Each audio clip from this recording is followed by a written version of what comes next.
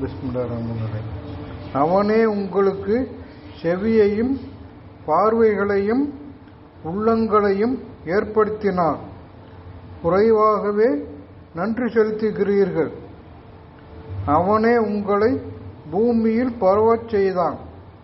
அவனிடமே ஒன்று திரட்டப்படுவீர்கள்.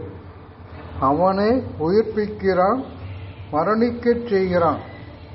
இரவு பகல் மாறுவது அவனுக்கே உரியது. விளங்க மாட்டீர்களா? மாறாக முன் சென்றோர் கூறியது போலவே இவர்களும் கூறுகின்றனர். நாங்கள் மரணித்து மண்ணாகவும் எலும்புகளாகவும் ஆனபின் உயிர்ப்பிக்கப்படுவோமா என்று கேட்கின்றனர். இதற்கு முன்பே எங்களுக்கும் எங்கள் முன்னோர்களுக்கும் இவ்வாறு எச்சரிக்கப்பட்டது. இது முன்னோர்களின் கட்டுக்கதைகள் தவிர வேறில்லை என்றும் கூறினர். பூமியும் அதில் உள்ளோரும் யாருக்கு சொந்தம்? நீங்கள் அறிந்திருந்தால் பதிலளியுங்கள் என்று முகம்மதே கேட்பீராக.